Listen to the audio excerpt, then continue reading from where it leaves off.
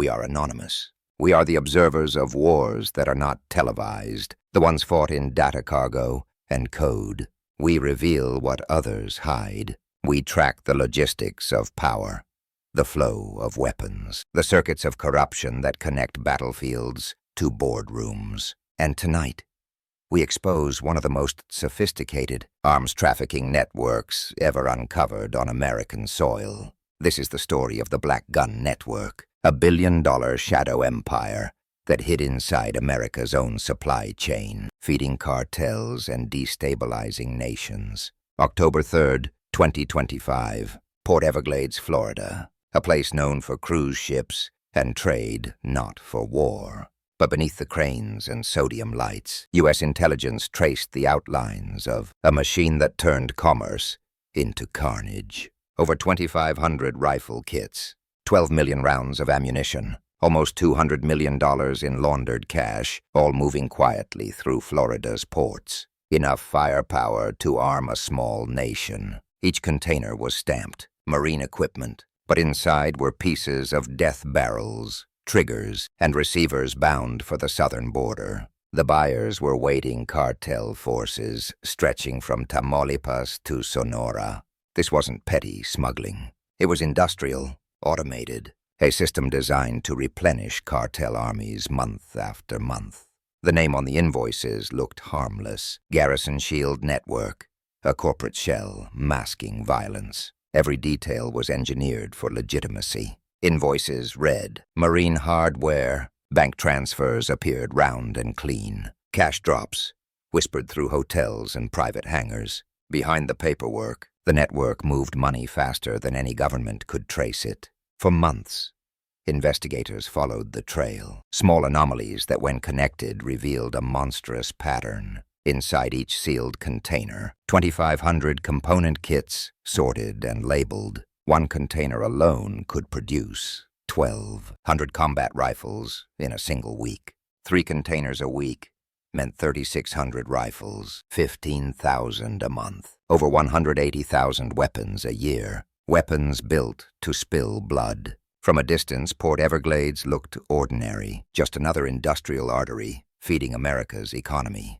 But to the agents watching through night vision scopes, every crane movement, every truck convoy, every radio ping could mean another shipment escaping into the shadows. This was the key point: production, concealment, transportation, transfer. Cut this artery, and the entire criminal machine would bleed out. Federal agencies began to converge. FBI, ICE, Naval Intelligence, and HSI. 300 operatives in total. Their mission was clear: crush the network before dawn or lose control of it forever. By October 9th, the silence had become unbearable. Faint signals flickered across screens from Miami to Laredo. Encrypted transactions.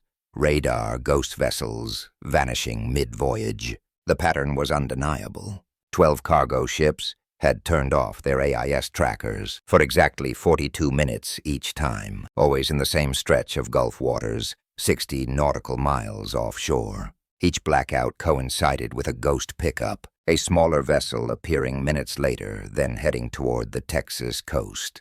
A convoy of 7 skiffs, per transfer agile, unregistered, invisible by dawn. Analysts ran the math. Each convoy could deliver enough rifle kits to arm an entire battalion. Every week, every month, endless.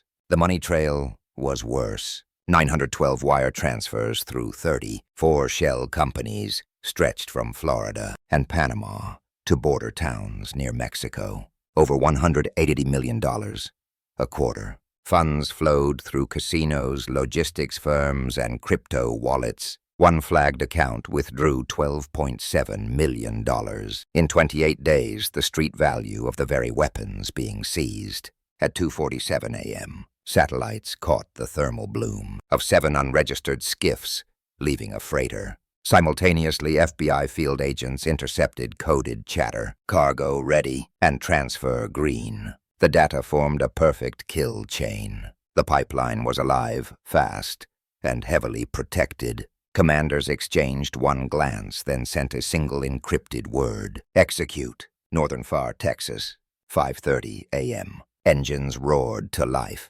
Helicopters thundered above the low mist. 300 agents, Navy SEALs, and HSI tactical teams advanced toward a warehouse compound long believed untouchable. What unfolded was not a raid. It was a war. At 5:33, the first breach team cut through the fence. Gunfire erupted instantly, muzzle flashes slicing through the fog. 3 armored trucks burst from the back lot, mounted gunmen firing wild arcs into the dawn. SEALs responded with precision. 2. At 4, rockets struck the lead truck, scattering fire and debris. A third vehicle veered off the road, its engine shredded by 50 caliber rounds from a circling Black Hawk. Inside the compound, 70 cartel gunmen fought back with AKs, PKMs, and grenade launchers. 7,800 rounds in 15 minutes. Tracer fire turned the fog into red lightning. 1 SEAL squad breached the East Warehouse, uncovering 1,200 rifles and 90,000 rounds, stacked for shipment. Another stormed the control building, 4.6 million in cash encrypted ledgers, and manifests for 3 upcoming convoys. At 5:47, the battle reached its peak. 2 Apache gunships screamed overhead, unleashing 30mm cannon fire that tore through remaining strongholds. Towers crumbled, fuel drums ignited, explosions rolled through the valley. When the smoke cleared, at 6:10, 29 cartel fighters were dead, 38 captured alive, and dozens scattered into the brush. 2,400 rifles recovered, 6.5 million in laundered cash seized. Objective Alpha secure. The network's spinal cord was broken. But even in victory, silence felt uneasy. Commanders knew the truth. They had severed one artery, not slain the beast. The real power was financial, and it flowed unseen. That next battle would not be fought with bullets, but with data. October 11th, 2025. Miami, San Antonio, and Mexico City. Operation Iron Ledger begins. At 7 a.m., HSI's Financial Crimes Division hit 34 corporate fronts simultaneously across Florida, the Bahamas, and Belize. Teams stormed office towers, cut power, and seized servers before files could be deleted. What they uncovered stunned even veterans of financial warfare. $62 million, frozen on day 1. 280 accounts linked to weapon shipments. Transfer logs showing 740 million laundered in just 18 months. One company alone had moved enough money to arm an entire battalion every 10 days. In San Antonio, tactical agents raided a logistics safe house connected to the Florida branch. Inside 5 unregistered trucks, fitted with false floors, hiding thousands of AR components, suppressors, and conversion kits. When guards opened fire from a second-story window, the firefight lasted under 3 minutes. 6 suspects down, 1 ATF officer wounded. The building burned after munitions inside detonated. Meanwhile, in Mexico City, DEA liaisons coordinated arrests with local forces. 11 cartel intermediaries captured in safe houses. 7 vehicles loaded with rifles intercepted on Route 85, all traced to the Florida accounts seized days earlier. By October the 12th, the picture was complete. The Black Gun Network wasn't a side hustle. It was an industrial complex worth over $1.2 billion.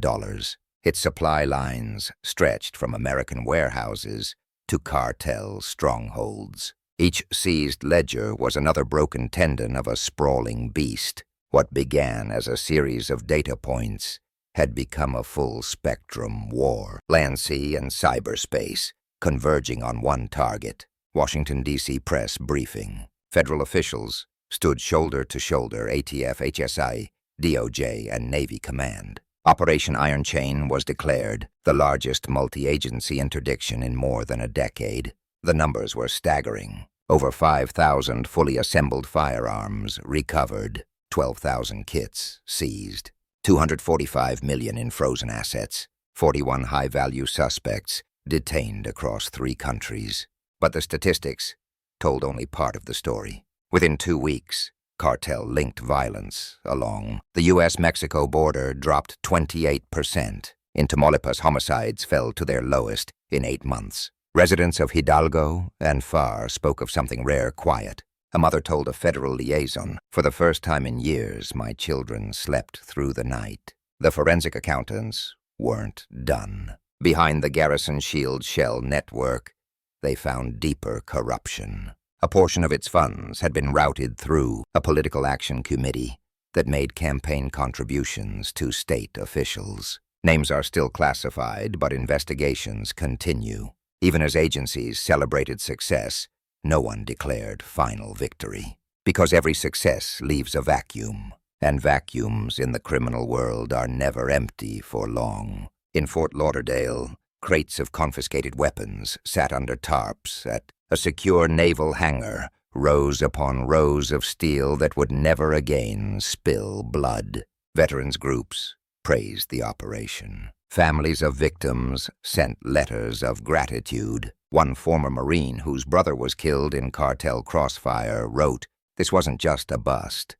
It was justice." But those on the task force knew better. The Black Gun Network had lost its empire, not its hunger. Fragments of its infrastructure were already migrating through Central America, adapting to new currencies, new offshore accounts, and new dark web channels. The architecture of trafficking learns. It survives. It waits. By mid-October, the dust had settled. Yet for analysts inside HSI's command center, one fact echoed louder than celebration. If a billion-dollar arms empire could hide in plain sight, what else was still moving beneath the radar? The answer would shape the next decade of counter-trafficking policy. Cyber forensics began tracing encrypted ledgers to blockchain accounts linked to Eastern European shell firms. Shipments of mining hardware from Odessa and Varna matched patterns from the Florida route. The same cargo codes, the same 42-minute blackouts. History was repeating, evolving. Inside the task force, morale was high but tempered. Victory was measured not in arrests, but in silence. The silence of calm streets, of children playing without gunfire. That was the true reward. The men and women who fought through the night knew they had disrupted an industry, not ended it. The lesson was written in every shattered crate. Vigilance cannot end where victory begins. From the charred yard in Far to the sealed hangars of Fort Lauderdale, the evidence stood as a grim monument. 17,000 firearms, millions of rounds, and over $250 million in dirty money stripped from the hands of killers. Analysts would later call it the single largest disruption of the illicit arms economy in the Western Hemisphere. But the truth is more human than statistical. It was about people.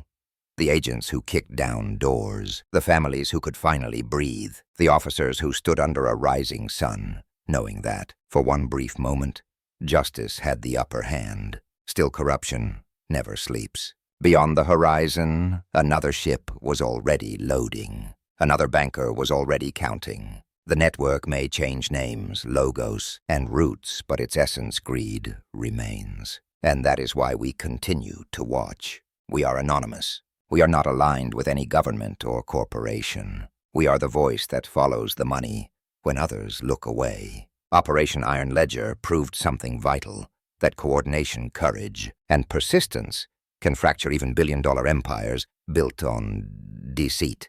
When agents, sailors, and soldiers move with shared purpose, no wall of secrecy can stand forever.